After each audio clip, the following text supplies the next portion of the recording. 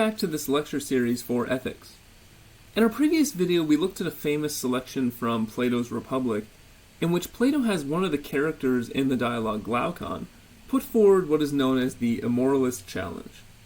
Now, the Immoralist challenge essentially holds that from the point of view of our self-interest, or what makes our lives go well, or what constitutes a good life, there is no reason to do what is morally or ethically right. And in fact, we see that in the way Glaucon explains the argument, in fact, he's picking up on statements and claims that Thrasymachus had earlier made. He says he's strengthening Thrasymachus' argument. It is only those who are too weak and too powerless to do otherwise who do what's morally right.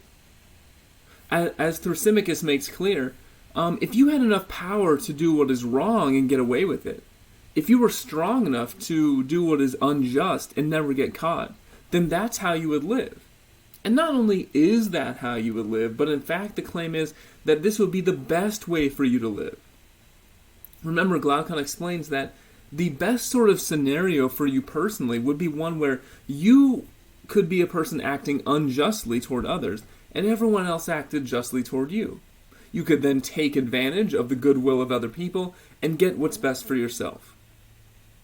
Now, this immoralist challenge is important for moral philosophers because if it's true that morality doesn't contribute to your good or make your life better, then it seems to put morality on a very shaky ground. Now morality just sort of seems like a set of restrictions that make you less free, that make you less powerful, that make your life less well off. And it seems to have a way of causing us to question, why should we be so concerned with morality in the first place? Now, certainly morality can't just be about pleasing ourselves, but if it in no way really contributes to making our life better, then it seems odd that we should put so much importance on morality. Because the way we often talk about it is that morality has this overriding importance, that we're only allowed to act in ways that don't infringe upon what is morally good. So, from the point of view of a moral philosopher, this is a very important question. How is it that it makes our lives better to be morally good? Now, if you want to see Plato's answer, you'll have to read the rest of the Republic, and he gives a very long and detailed answer to specifically that question. But for our purposes, we're going to look at another response from a different philosopher, fast-forwarding a number of centuries, to a philosopher who's writing in the 18th century, David Hume, a Scottish philosopher. And we're going to look at the response he gives to this question. But before looking at the text of Hume, what I want to do is think a little bit more about Thrasymachus. So remember, here's the attitude that he puts forth.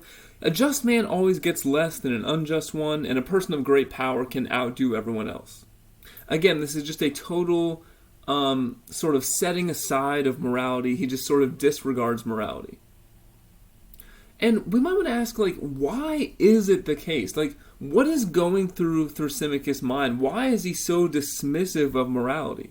What is the substance of his immoralism? Now, from the text, we can't really tell, but I just want to use this as a way to think about there might be two different kinds of immoralists. And this matters because, depending on what sort of a moralist we're talking to, might determine whether there's any good hope of convincing them it's a good idea to be moral. So, the first possibility, the first kind of a moralist we can imagine, I'll call the moral indifferent. This is someone who accepts that there's this thing called morality that requires them to act justly toward others, but simply doesn't see any benefit to him or herself.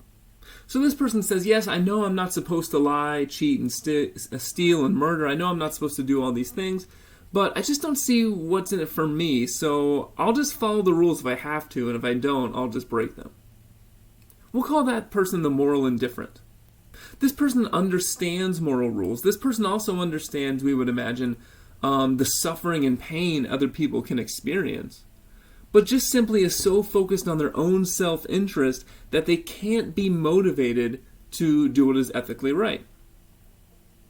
Now contrast this individual with the psychopath.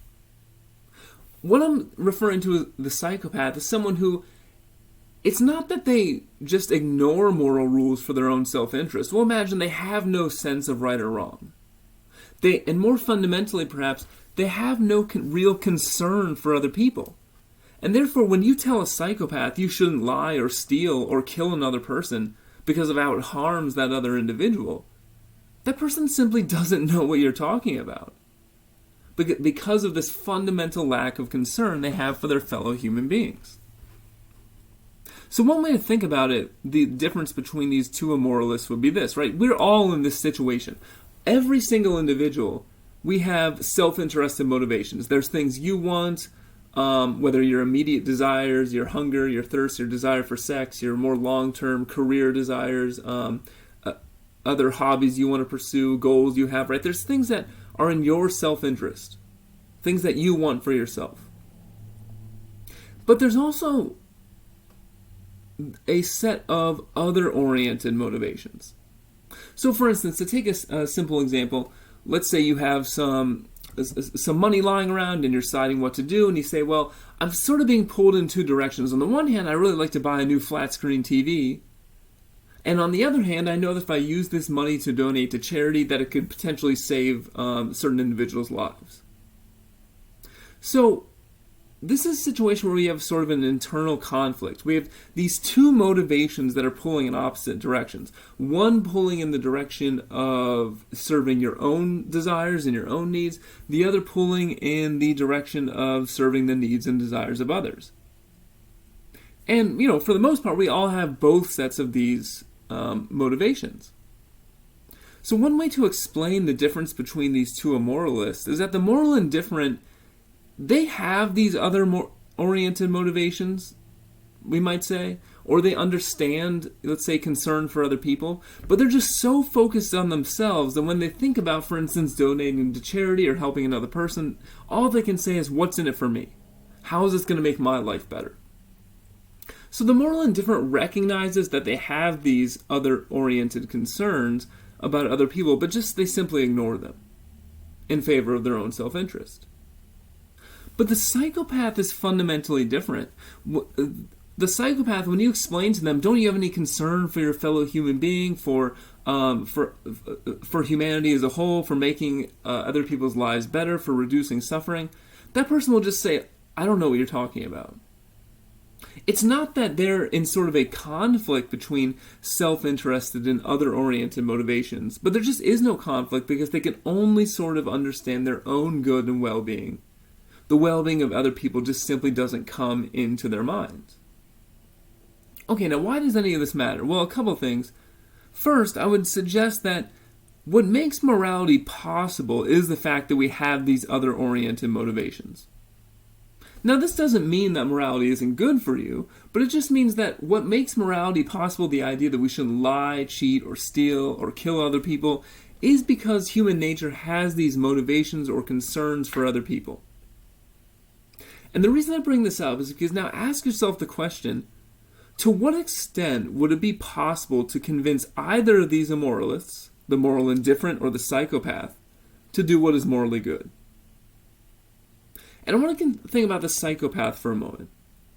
Because I want to suggest to you that there's nothing you could say to this person that could ever convince them it would be a good idea to be moral.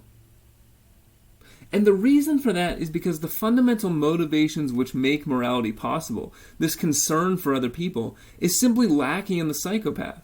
So when you try to explain to them, as we're going to get to briefly, the rewards of acting in a way that helps other people, that is good for others, of acting fairly, when you try to explain those rewards to that person, they're simply not going to understand them because they've never felt them.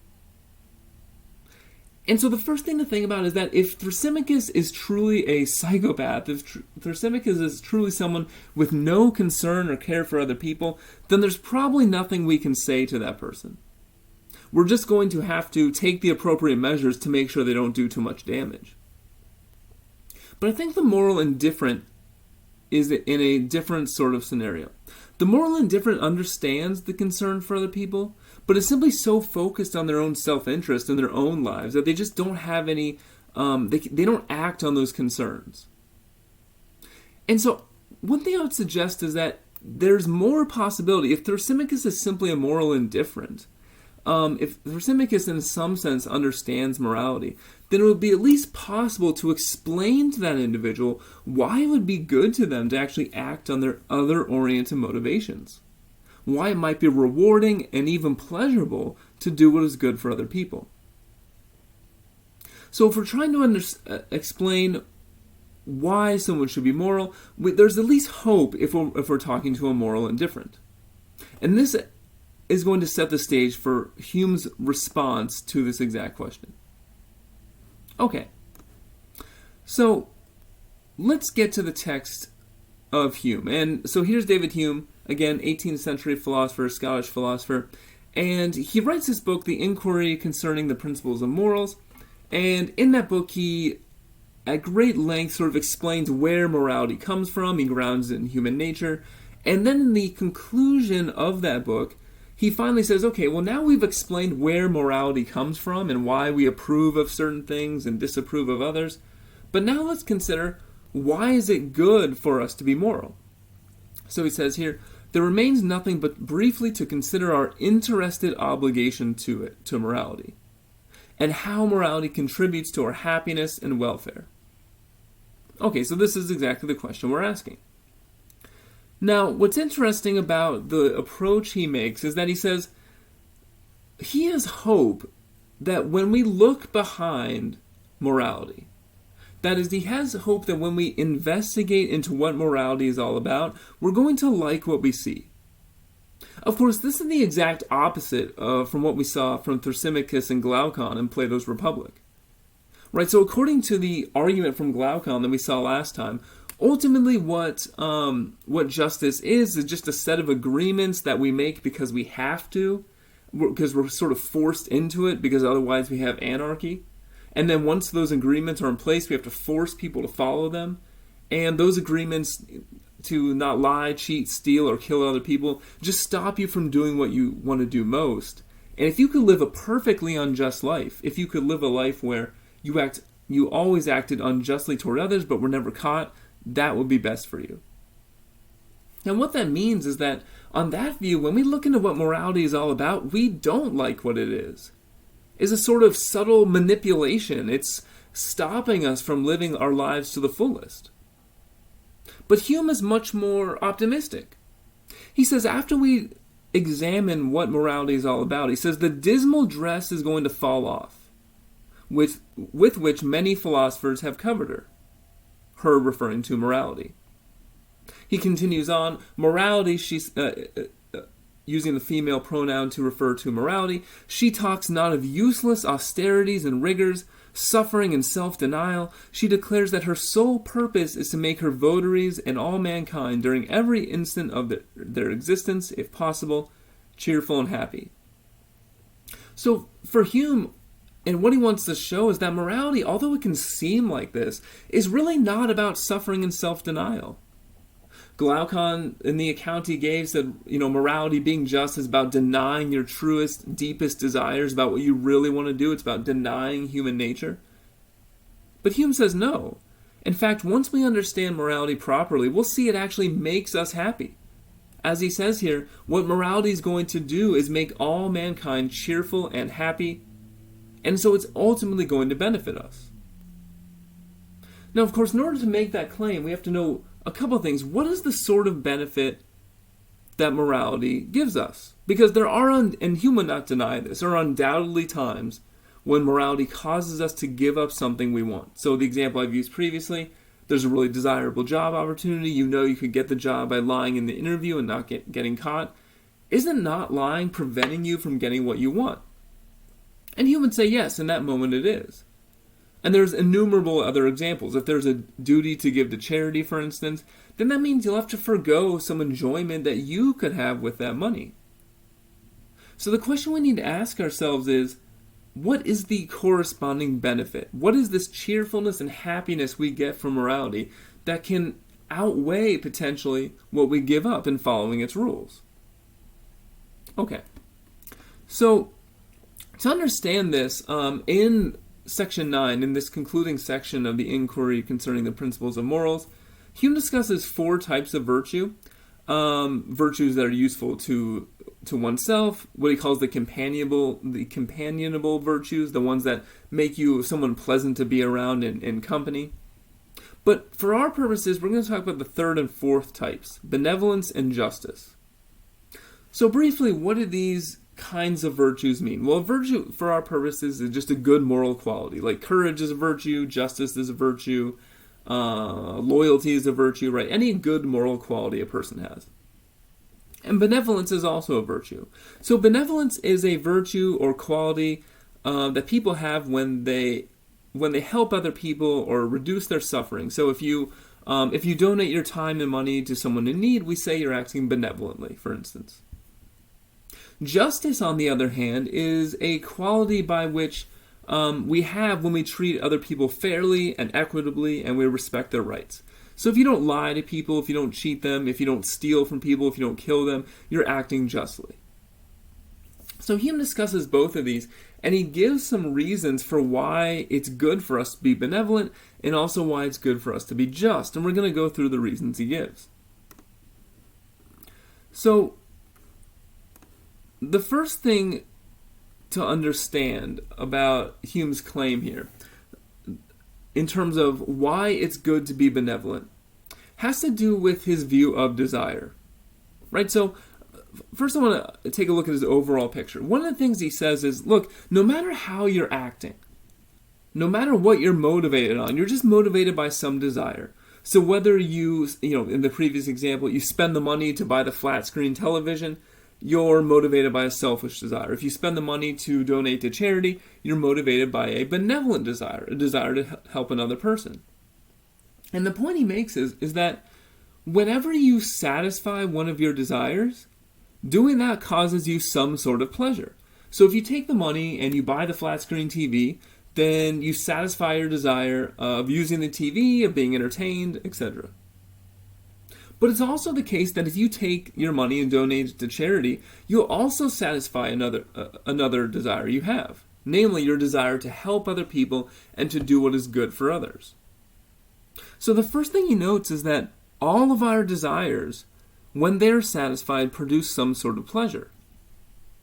So the question, if that's true, the question we should bring up is, well, why should we necessarily think that the pleasure we get from our selfish desires is any better than the pleasure we get from our benevolent desires? Might there be some reason to think that the pleasure we get from helping others, from doing what is good for other people, could there be some reason to think that that pleasure is superior to the pleasure we get from our selfish desires? And the way Hume puts it, and he says, and it would be difficult to show why a man is more a loser by a generous action than any other method of expense, since the utmost he can attain by the most elaborate selfishness is the indulgence of some affection. So if you live a selfish life, you're satisfying your desires. If you live a benevolent life, you're also satisfying your desires. Any satisfied desire gives you pleasure. So both paths are a path to pleasure. So the question just is, which path is superior? Which path gives you a better pleasure? So already for Hume, acting benevolently and acting selfishly are somewhat on even ground, even though we often seem to deny this. It often feels like such a burden to help other people, to do what is good for others. And it feels so satisfactory, it feels so good in the moment to do what's good for yourself. But perhaps upon reflection, it could be the case that helping others is more satisfying.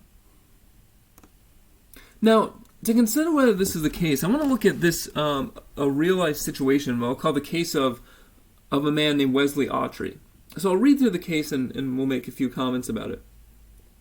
So this is from a news article which was discussing the scenario. So 5 years ago, what started as a routine trip with his two little girls suddenly turned into the most daring, death-defying rescue you could imagine, as the Harlem construction worker, then 51, rushed to help a stranger having a seizure on the 137th Street platform. Next thing Autry knew, 20-year-old Cameron Hollopeter staggered across the platform and fell onto the tracks. Autry left his girls, the two strangers, and jumped down after him. The downtown 1 train was rumbling into the station. The driver hit the horn, so I knew from that sound he wasn't going to make it, Autry said. So Autry tackled the man into murky, filthy water. He stayed on top of his back, crouching down in a space all of 21 inches deep from the ground to the bottom of the train. It barreled over them with less than an inch to spare. So this man, Autry, puts his life at risk. And remember, he had children himself. He put his life at risk to save a complete stranger from being killed by this train. And the interviewer's talking to him about this and says, you've had 5 years to think about it. Would you do it again? And you can imagine often thinking about this sort of occurrence, right? For those 5 years, you would say, wow, I really put my life at risk.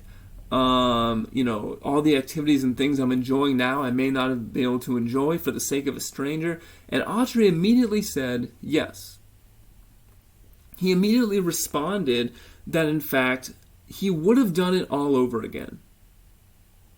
And this is such an interesting claim, because remember in our last video, the view of human nature that Glaucon was giving was that human beings are fundamentally selfish and self-interested, that we really just care about ourselves, that the only reason we act well for the sake of others is because society forces us to or conditions us to. But a case like this seems to just go against that. Because it's true that society certainly conditions us in all sorts of ways to be honest and kind to other people and considerate. The fact that we have rules for manners is just a perfect example of this. But there were other people who could have jumped in and saved that person.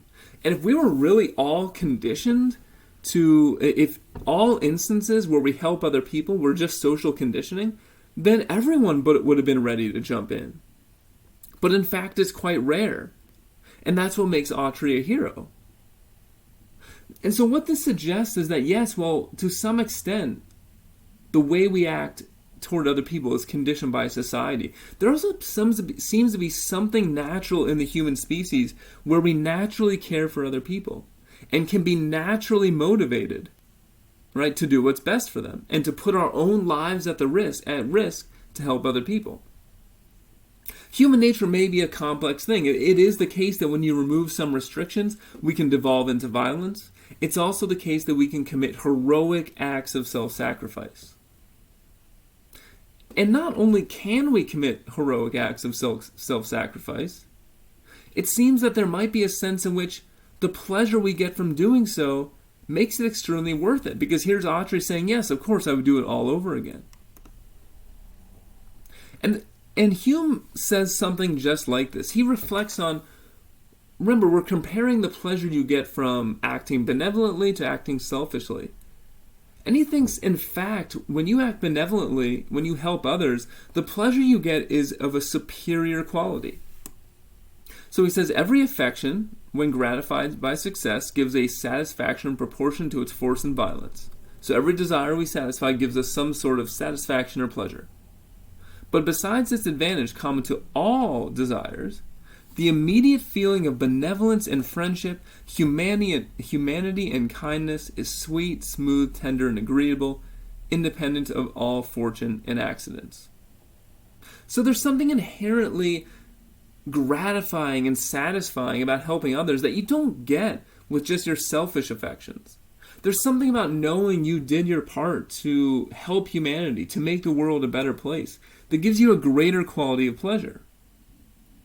Now, what does this mean? Well, it means that if what we're talking about is convincing someone like the moral indifferent to be benevolent, it's not a matter of convincing them of something they, in some sense, don't already know. It's just a matter of making them realize that they have these benevolent desires and that the pleasure they get from them is of much higher quality than they might be thinking. So at the end of this passage, Hume says, nor are they, people who are not benevolent, deficient in their duty to society because they would not wish to be generous, friendly, and humane, but because they do not feel themselves as such. So he says, look, someone who acts selfishly, it's not that they, in some sense, might not want to be generous, but they just haven't had those feelings built up in them. And because they haven't had those feelings built up in them, they don't act on them, and they're not fully aware of how much more gratifying it is to do what you can for the world, to help the world, to help other people. So this suggests that if the moral indifferent doesn't want to be benevolent, the real answer here is just to sort of get them on the right path to realizing how gratifying it is to help others. Start off small. Start off by small actions that help others. Generally, over time, build up a sense of how satisfying it is, and then this person can be convinced that it will actually make them happier to be a morally good person. And so, if Hume is right about this, then it is a great blessing to us that in fact we had these benevolent desires. And it would actually make us worse off if we didn't. If we were purely selfish, if we were like the psychopath with no concern for other people, we would never get to feel the pleasure of knowing we did our part for humanity. And so when you see the psychopath, you shouldn't say, oh, well, here's someone who's in a much better position, because they're not burdened by their sense of benevolence. They're not burdened by their benevolent desires. No, you should pity that person and say they will never get to truly experience the joy of helping another person. Okay, so that is Hume's basic comment on why we should be benevolent. But remember that originally when we posed this question, it was really more about justice. Right, and we might think it might be easier to explain why you should be benevolent. Of course, it feels good to help other people. Even if at the outset, it seems like it takes energy and time away from you. But it ultimately does feel good. But can we say that about justice? Does it really feel good when you don't lie to someone and you know it would benefit you? Does it feel good to just respect people's rights and not steal from them? Right, I mean, there's a certain sense in which if you don't cheat someone or you don't defraud them, it's not like you've helped them. You just haven't harmed them. And not harming someone doesn't give you the same satisfaction as helping someone.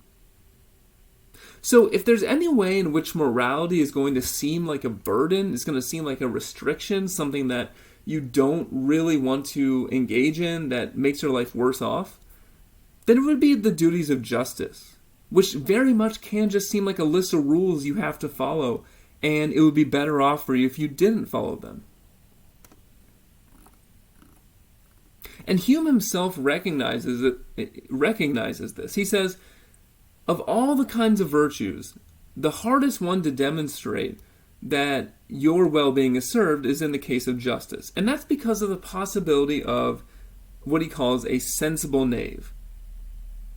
So what is the sensible knave? He describes it in this passage. He says, the sensible knaves take the following sort of attitude. That honesty is the best policy may be a good general rule, but is liable to many exceptions. And he, it may perhaps be thought, conducts himself with most wisdom who observes the general rule and takes advantage of all the exceptions. So the sensible knave is not someone who's completely unjust, right? They're not living the perfectly unjust life that Glaucon describes in Plato's Republic. The sensible knave is someone who's slightly different. The sensible knave says, I'm going to follow the rules of justice. I'm not going to lie to people or cheat them or steal from them, unless I know I can do it without getting caught.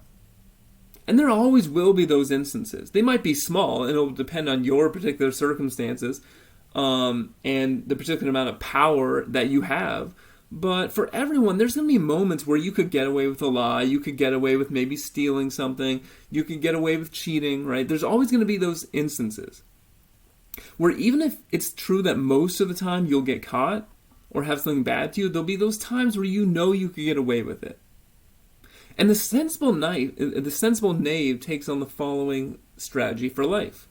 The sensible knave says, I'm going to act morally correctly in all those instances where I will get caught, but in those exceptions, I will act morally incorrectly, I'll act unjustly.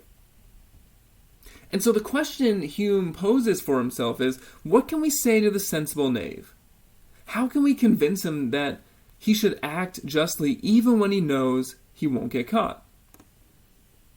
Now, in part, the reason that Hume thinks that knaves shouldn't take on this strategy is because they overestimate their ability to go undetected, right? It's easy to think, oh, I can get away with this lie, and then the next one, I can steal here, and then, steal next week as well, in these specific instances. But eventually, you sort of get a elevated sense of confidence in your ability to do what's wrong, and you probably will be caught.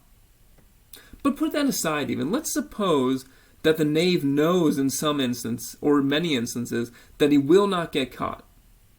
What can we say to this person that will convince them otherwise? And here is the basic components of Hume's response. He says, inward peace of mind, consciousness of integrity, a satisfactory review of our conduct. These are circumstances very requisite to happiness and will be cherished and cultivated by every honest man who feels the importance of them. So remember earlier I asked you to think about, well, what in fact is the benefit of acting justly if we're giving up some sort of material gain? You're giving up the desirable job opportunity, and you say, well, what am I getting in return? So here Hume identifies what he calls inward peace of mind, consciousness of integrity, a satisfactory review of our own conduct. To put it bluntly, Hume thinks you have to wake up and look at yourself in the mirror every morning. And you have to think about the way you've been acting. You have to think about the way you're living your life. And one of the necessary components to living a happy life is being comfortable with how you're acting. It's having, as we might say, a clear conscience. And if you are someone who is taking advantage of the system, who is essentially acting unjustly whenever you feel you can get away with it, Hume thinks that's going to undermine your satisfactory review of your own conduct. You're going to feel bad about yourself. You're going to feel bad about the way you're living, even if nobody finds out. And so even if you're never punished by the state or by other people criticizing you, your own conscience is going to rebel against you. You're going to feel bad about yourself. Now, of course, all this does is establish a trade-off. Right, so what the sensible knave gives up is a satisfactory review of their conduct. What they gain is the material benefit of wealth or reputation or career opportunity or whatever it is that they're gaining from injustice. But the question is, which of those is more important? Has the sensible knave made a good trade or a poor trade? Hume thinks that the sensible knave has made a poor trade. He says the sensible knave will discover that they themselves are in the end the greatest dupes. They have sacrificed the invaluable enjoyment of a character, with themselves at least, for the acquisition of worthless toys and gewgaws. And what does he mean? He's just saying, whatever material benefit you think you might derive from sacrificing your integrity and your character will pale in comparison to the enjoyment you get about thinking about the fact that you have a good moral character. In fact, he even says there's no comparison between being able to peacefully reflect on your own conduct and the feverish, empty amusements of luxury and expense. The enjoyment of wealth, the enjoyment of material goods, the enjoyment of power and influence, all this pales in comparison to being able to feel good about yourself.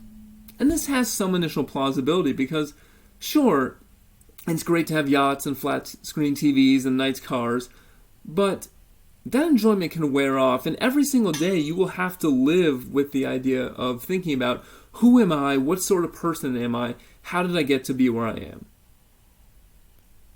Now, there's a couple questions here. Because we might say on the behalf of the sensible knave, well, maybe there's some way you can just cause yourself to forget about thinking about your character and your conscience, and maybe over time you can sort of extinguish those feelings. You might imagine someone who's sort of morally corrupt but successful and manages to sort of lie to themselves or manages to suppress their conscience. Maybe that's possible. You might also imagine that, well, maybe there's some situations in which material benefit is worth sort of the whatever guilt you might feel by breaking moral rules. So let's say you're someone who is on who's extremely impoverished, who needs food to survive, and you steal from someone to get it. Now, maybe you'll feel bad about it. Maybe you won't. Maybe you think it's justified. But even if you do feel bad about it, is that feeling of conscience, is that pain of conscience really comparable to the fact that you need food to survive? These are all important questions, and one Hume doesn't quite give us an answer to. But there's one final point I want to consider as well. Because Hume's whole argument relies on this idea that we should feel bad about breaking the rules of justice. But that very much might depend on where do you think these rules come from. Because again, we don't feel bad about breaking all rules. If you don't see the rules themselves as legitimate, then there wouldn't be any reason to feel bad for breaking them. So one of the things I want you to consider is, where do you think the rules of justice come from? And how might that influence how you feel in terms of feeling bad about breaking them? And here are some common answers. Some people say the rules of justice come from the commands of God. Some people say they're simply the commands of a political authority, like the state. Others might say that these are rules that have arisen gradually to prevent human conflict. Or you might say there's a natural sense of fairness built into our human psychology. And the rules of justice, like don't lie, don't steal, don't cheat, they're just an outgrowth or a product of that. And so this is an important question to think about because, of course, one of the ways we train children to become a member of society is by training them to follow these rules. And a little off topic, but just a wonderful quote by a philosopher named Hannah Arendt. She says, "Every generation, civilization is invaded by barbarians, and we call them children." And as a relatively new parent, I would say that's roughly accurate. But so we train children to follow these rules. Hume says that we feel bad ourselves if we break them. But I want to suggest that might depend on where you think these rules come from. So I want you to think about, where do you think the rules of justice come from? And given where you think they come from, if it's one of these sources, how does that influence the bad feelings you might have about breaking them? If you think the rules of justice are just a product of human psychology, would you feel bad about breaking them? If you think they're the commands of God, how would you feel about breaking them? Etc., etc. So I'll stop there. I'll leave you with that question. Thank you for listening, and I will see you in the next video.